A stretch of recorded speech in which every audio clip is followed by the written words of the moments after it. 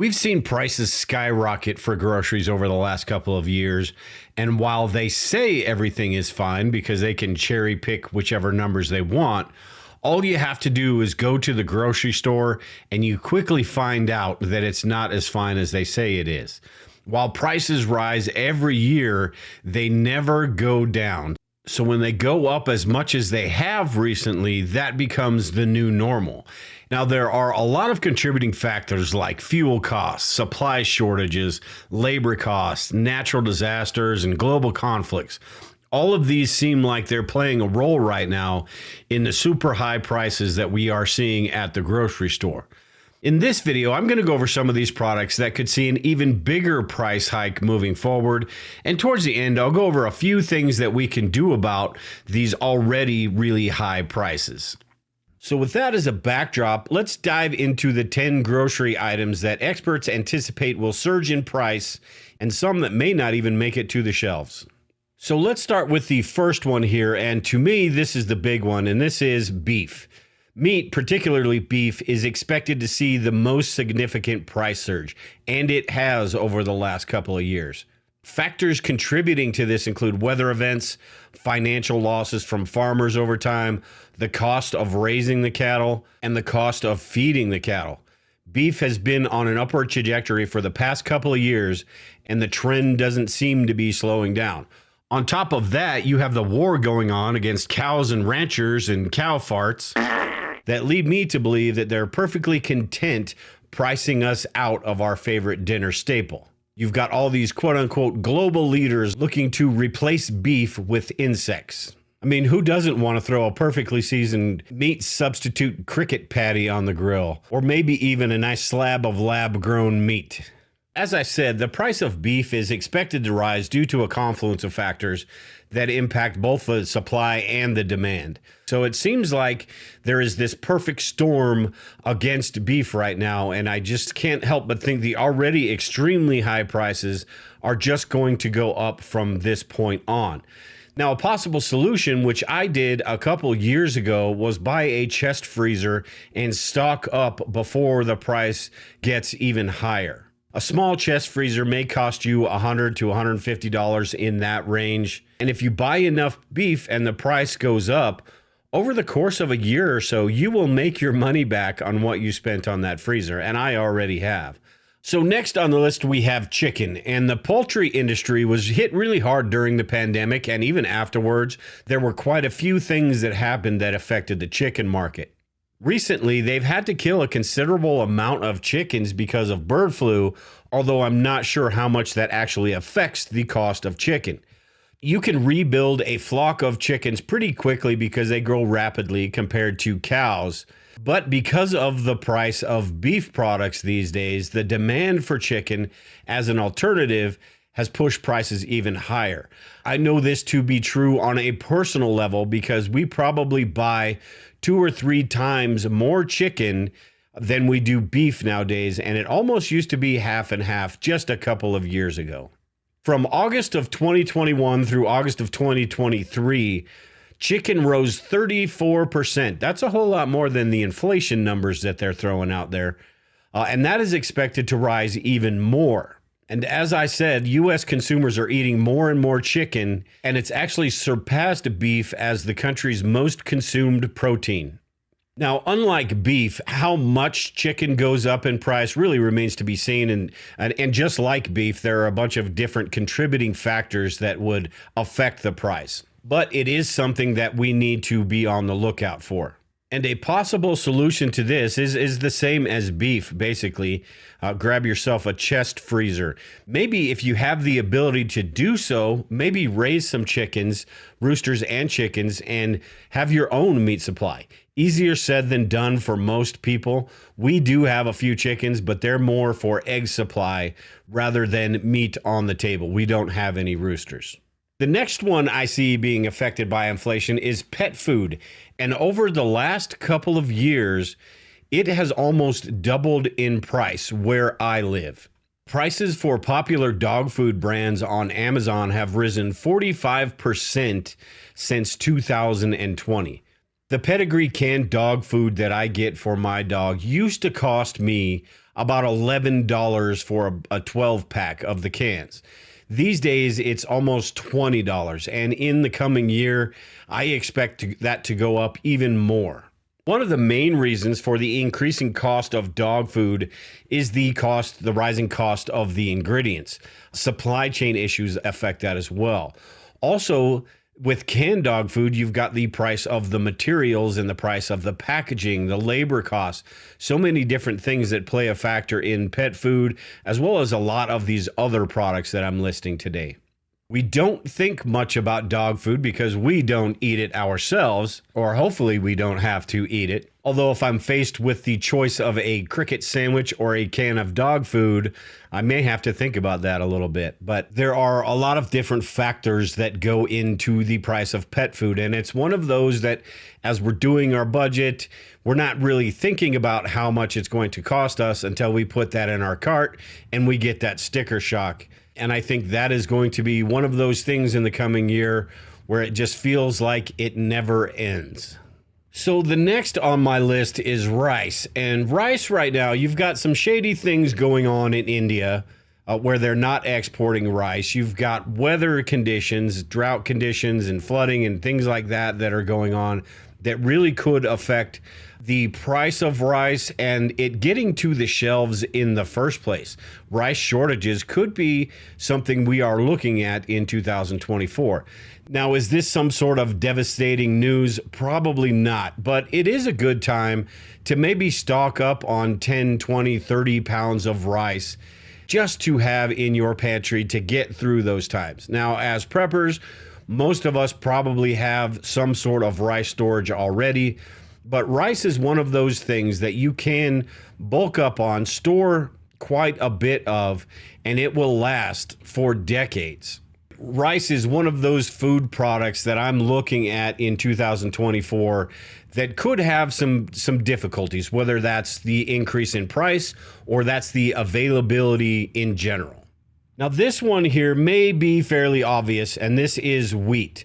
We have seen quite a few different products go up in price over the last couple of years because of how many different things wheat is in. These days, a lot of our wheat is shipped overseas due to this worldwide scarcity, and because of this, we can expect domestic prices to go up. As I said, wheat is included in so many different products. You've got breakfast cereals, which primarily use wheat as their ingredient. These are expected to rise in price. Just like breakfast cereals, you have baked goods that are expected to rise in price for the same reason. Not only is Ukraine exporting less and we are exporting more, you've got supply lines and the shipping issues that are going on right now, which really put a big question mark on the availability and the price of wheat, which trickles down to all of these different products that need wheat in order to be manufactured. So there are quite a few things going on right now, along with the droughts and the flooding, the weather events, and the ability to grow it in the first place, that it's just something we really need to pay attention to. And it has such a wide reach on all sorts of different products that we use that it really is important to pay attention to the price of wheat coming up. Okay, so next I've got dairy products, and this is basically 6, 7, and 8, because just like wheat, dairy products, you've got milk, you've got butter and margarine, you've got cheese, you've got yogurts, a lot of different things that need milk to be made. And this even goes back even further to the cows themselves and feeding the cows and all of the different factors that we talked about with meat. And milk is really a hard one to quantify because there are so many different things going on with milk as far as supply and demand goes, because it really has such a limited shelf life. They don't want to make too much, but by not making too much, maybe they don't make enough. You've got lower exports of milk driven by lower international demand. Along with milk, you've got the butter and margarine. And if the price of milk goes up, this adversely impacts the overall cost of butter, which could lead to noticeable increases. And most of what you buy at the store isn't really butter anyway, which also goes into the oils, which could see a price increase as well. And that would increase the price of butter and margarine, or the I can't believe it's not butters on the grocery store shelves. And then you've got cheese, which could be affected by the higher cost of milk and the higher cost of raising these dairy cows. And this one really hits close to home because I love cheese. Cheese and beef here on this list are two that really do impact how much I spend at the grocery store on a regular basis, because cheese you can put on almost anything. And if I could, I'd have beef with every meal. Next, we've got fruits and vegetables, and this is something, just like everything else, that there's a lot of different contributing factors to this. You've got the time of year, you've got the growing conditions. Usually when it comes to fruits and vegetables and even wheat and rice, it's usually how the weather was the prior year that is going to affect the next year's price and cost and availability and all that. Farmers are subject to the whims of the weather. There's no way around that. When the weather doesn't cooperate, the crops suffer. The United States, for instance, has experienced an extensive period of drought, particularly in California and the western states where most of the food is grown. The price of fruits and vegetables and their availability really are subject to the weather conditions and how things are going on. And like I said, the year prior, how things have gone on is probably a better indicator. Now, luckily, when it comes to fruits and vegetables, mainly vegetables, this is one of the easier problems for preppers to solve, and this is just by gardening and growing your own. Now, this really is dependent on your living situation. If you're in an apartment or if you're in a house with a lot of land, how much can you grow? It's also the skills that you have as far as canning and being able to preserve those things. But with fruits and vegetables, it's something we eat as regular, or we should be eating as regularly as beef with every meal. You've got the canned fruits and vegetables. You've got the frozen fruits and vegetables.